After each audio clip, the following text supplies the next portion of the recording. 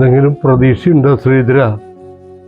നമുക്ക് മുന്നേ നമ്മുടെ സന്തതികൾ കടന്നു പോവാന്ന് പറഞ്ഞാൽ അതിലും വലിയ ശാപമുണ്ട. പ്രതീക്ഷയുണ്ടോന്ന് ചോദിച്ചാ പ്രതീക്ഷ തന്നെയല്ലേ ഉള്ളൂ.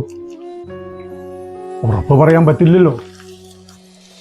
ശരീരത്തിലൊരു അവയവല്ലേ ചോദിക്കണത്. ചോദിക്കുമ്പോ തരാന്ന് പറയാൻ ചെറിയ മനസ്സൊന്നും പോരാ സുരേന്ദ്രേട്ടാ. ചേട്ടനൊന്ന് ടെൻഷൻ അടിക്കാണ്ടിരുന്ന ഇതൊന്നും നടക്കും. വർഗീസ് പോയിട്ട് കാര്യമൊന്നുമില്ല. ജോഷി പോയിന്റ് അവൻ കാര്യം ഒരു തീരുമാനമാക്കിയിട്ട് വരുള്ളൂ. ഞാൻ ചോദിക്കുന്നതില്ല, കാശ് കൊടുത്ത ഈ സാധനം കിട്ടില്ലേ?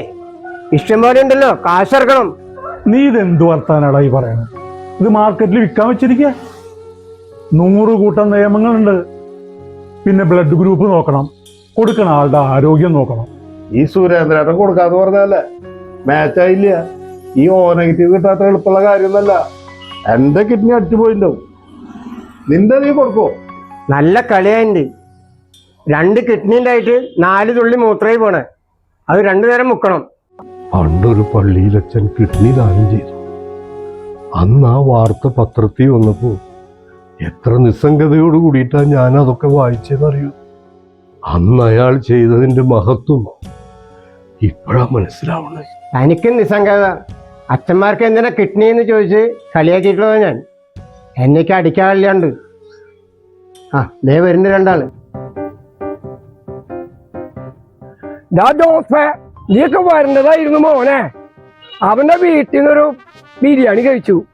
എന്താ ടേസ്റ്റ്! നമ്മളൊക്കെ ചിക്കനും മട്ടനല്ലേ കഴിച്ചിട്ടുള്ളോ, ഇത് കുട്ടൻ ബിരിയാണി ആയിരുന്നു. ആ ബിരിയാണി നോക്കിയ കാര്യം പിന്നെ പറയാം. പോയ കാര്യം എന്തായി?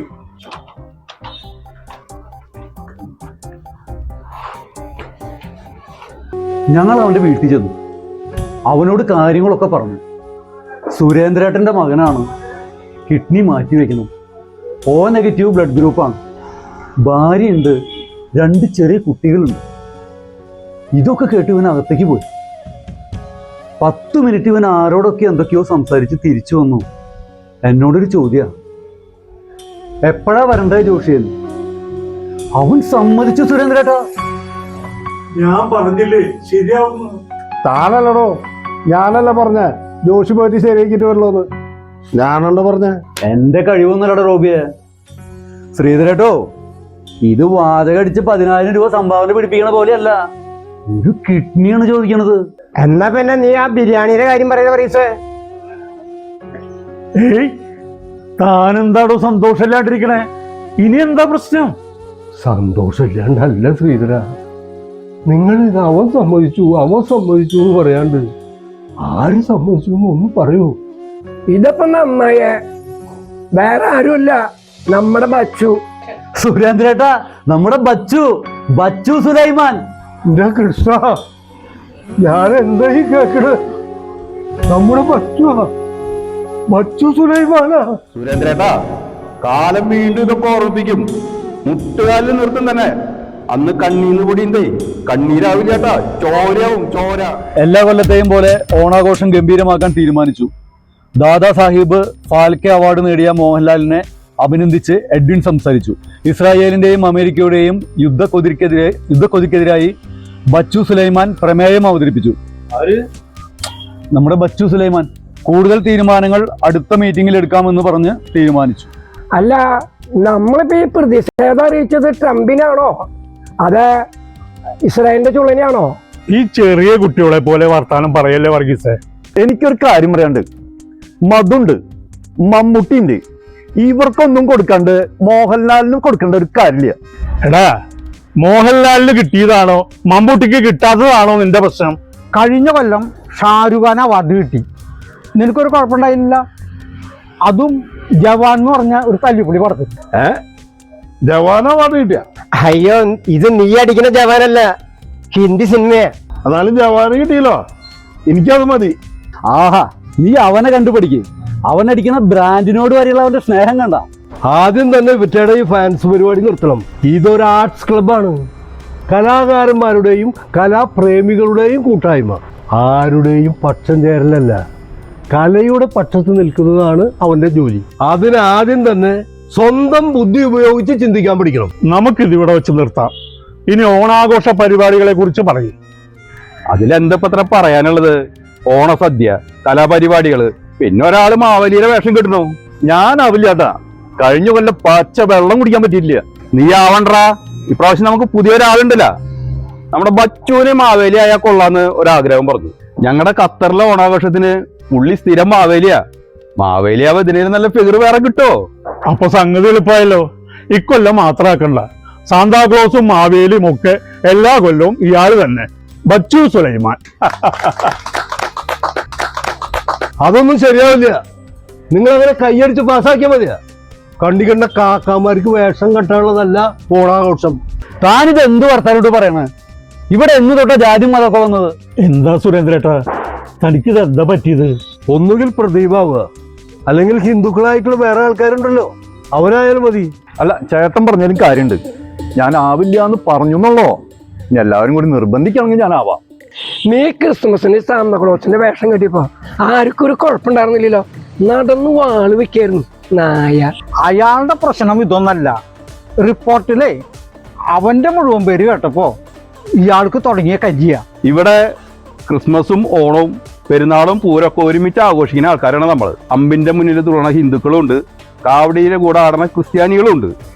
ഇതൊന്നും വലിയ വിഷയാക്കേണ്ട കാര്യമല്ല. അതിന് തന്നെ പറഞ്ഞിട്ട് കാര്യമില്ല. എല്ലാ മതത്തിലും ഉണ്ടാവും ഇങ്ങനെ കുറെ അരണകള്. അപ്പാപ്പന്റെ വേഷം കെട്ടി കള്ളും കുടിച്ച് നടക്കുന്ന പോലെയല്ല മാവേലി ആവണത്. അതിന് കുറച്ച് പവിത്രതയൊക്കെ ഉണ്ട്. നിങ്ങൾ നസ്രാനികൾക്ക് അതൊന്നും പറഞ്ഞാൽ മനസ്സിലാവില്ല. ഡോ, ഞാൻ പള്ളിയിൽ പോരല്ലാന്നുള്ളോ. താൻ പറഞ്ഞ പോലെ നസ്രാണി തന്നെയാ. ഞാൻ തന്നോടൊരു ചോദ്യം ചോദിക്കാം. മഹാഭാരതത്തിൽ നിന്ന് ആയിക്കോട്ടെ അല്ലേ? താൻ വലിയ കൊടി വെച്ച ഹിന്ദു അല്ലേ? ഉത്തരം പറയും. അരക്കില്ലം കത്തിച്ചത് ആരാണ്? ഐ റിപ്പീറ്റ്, അരക്കില്ലം കത്തിച്ചത് ആരാണ്? ചോദ്യം മനസ്സിലായില്ലേ? നീ പോരാ ചെക്ക. എന്നോടാ നീ മഹാഭാരതം കളിക്കുന്നത്? അരക്കില്ലം കത്തിച്ചതേ പുരോചനൻ. നീ കേട്ടിട്ടുണ്ടോ ആ പേര്? അപ്പൊ പിന്നെ ബച്ചന് മാവേലിയോട്ട് സുരേന്ദ്രേട്ടാ. കാരണം അരക്കില്ലം കത്തിച്ചത് പുരോചനനല്ല, ഭീമനാ. സാക്ഷാൽ ഭീമസേനൻ. റോബിയെ, നിന്നോട് പല പ്രാവശ്യം പറഞ്ഞിട്ട് കള്ളു കുടിച്ച് മീറ്റിങ്ങിന് വരരുതെന്ന്. ഈ കാര്യത്തിൽ ഒരു വിട്ടുവീഴ്ചയില്ല. ബച്ചൂനെ മാവേലിയാക്കാൻ പറ്റില്ല. ഗുണസിംഹ, നീ എന്താ മിണ്ടാണ്ടിരിക്കണേ? നിനക്ക് അഭിപ്രായമൊന്നുമില്ലേ? അന്നും പല മതമുണ്ടാർന്നേ, അതിനപ്പുറം അൻപുണ്ടാർന്നേ. നിന്റെ പടച്ചോൻ എന്റെ ഭഗവാൻ എന്നുള്ളൊരു തല്ലില്ലാർന്നേ. ആ നാടിനെ കണ്ടവരുണ്ടോ? എങ്ങോട്ടത് പോയി അറിവുണ്ടോ? ആ നാട് മരിച്ച് പോയോ? അത് വെറുമൊരു കനവാർന്നോ? അയ്യോ, ഇതിന്റെ പേരിലൊരു തർക്കം വേണ്ട. ഞാൻ എൻ്റെ ഒരു ആഗ്രഹം പറഞ്ഞു എന്നുള്ളൂ. ഖത്തറിലായിരുന്നേ. അവിടെ ഓണവും ക്രിസ്മസും വിഷുവും പെരുന്നാളും ഒക്കെ ഞങ്ങൾ ഒന്നിച്ച് ആഘോഷിക്കുക. പിന്നെ ഈ ഓണത്തിനും ക്രിസ്മസിനൊക്കെ മാവേലിയും സാന്താക്ലോസൊക്കെ ഞാൻ തന്നെയാണ് പരമാവധി ആവല്. എന്താന്ന് വെച്ചാ അന്നാണ് എല്ലാവരും ഒന്ന് മിനുങ്ങ. എനിക്കാണെങ്കിൽ ആ ശീലമില്ല. അപ്പൊ എല്ലാരും കൂടി എന്നാ വേഷം കെട്ടിക്കും. എനിക്കത് സന്തോഷമായിരുന്നുള്ളൂ. മണ്ഡലകാലമായാലേ ഭജന ഉണ്ടാവും, ആരെയുടെ വീട്ടിൽ പൂജയും.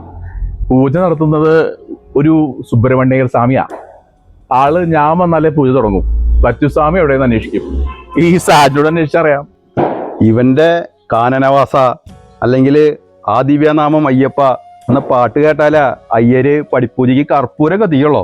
ഇവിടെ വന്ന് ഇതൊക്കെ കണ്ടപ്പോ ഒരു ആഗ്രഹം പറഞ്ഞു എന്ന് മാത്രം, ഒരു ഓർമ്മ പുതുക്കല്. ഇതിന്റെ പേരിൽ ഇവിടെ തർക്കമൊന്നും വേണ്ട, ഞാൻ മാറിത്തരാം. ഇതിന്റെ പേരിൽ പിണങ്ങി പോകേണ്ട കാര്യമൊന്നുമില്ല. ഇത് ഖത്തറും ക്യൂബയൊന്നുമല്ല. മാവേലി ആവണ്ടെന്നല്ലേ പറഞ്ഞല്ലോ. വേറെയും പരിപാടികളുണ്ടല്ലോ. ഏയ്, അതൊന്നും വേണ്ട ചേട്ടാ. എന്റെ മുഖം കാണുമ്പോ മതാണ് ചേട്ടന് ഓർമ്മ വരുന്നെങ്കിൽ ഇങ്ങനെ ഒന്നിച്ചിരുന്ന് ഭക്ഷണം കഴിക്കുന്നതിലൊക്കെ എന്ത് കാര്യമുള്ളത്? അതല്ലാത്തൊരു കാലം വരുമ്പോ നമുക്ക് നോക്കാം. താൻ കുറച്ചു നേരത്തെ ഫാൻസുകാർക്ക് ബുദ്ധി ഉപദേശിക്കുന്നുണ്ടായിരുന്നല്ലോ. താനും അവരും തമ്മിൽ എന്താണോ വ്യത്യാസം? അവര് താരങ്ങളുടെ ഫാൻ, താൻ തന്റെ മതത്തിന്റെ ഫാൻ. 2018 കഴുത്തിന് മേലെ വെള്ളം പൊങ്ങിയപ്പോ പാടെ പഠിച്ചതായിരുന്നല്ലോ അവരും. അതൊക്കെ മറന്നൂലേ? സുരേന്ദ്രേട്ടാ, കാലം വീണ്ടും ഇതൊക്കെ ഓർമ്മിപ്പിക്കും. മുട്ടുകാലിൽ നിർത്തും തന്നെ. അന്ന് കണ്ണീന്ന് പൊടിയുണ്ടേ, കണ്ണീരാവില്ലാട്ടാ, ചോരവും ചോര. കണ്ണീരാവില്ലാട്ടാ, ചോരവും ചോര. ശ്രീധര, എന്റെ കണ്ണിലേക്ക് ഒന്ന് നോക്കിയടാ. പൊടിയണത് ചോര തന്നെയാണോ എന്ന് നോക്കടാ. എന്നെ ഒന്ന് കൊണ്ടുപോടാ. ബച്ചുവിന്റെ അടുത്തേക്ക് എന്നെ കൊണ്ടുപോടാ. റോബിയെ എന്നാ ബച്ചൂന്റെ അടുത്തേക്ക്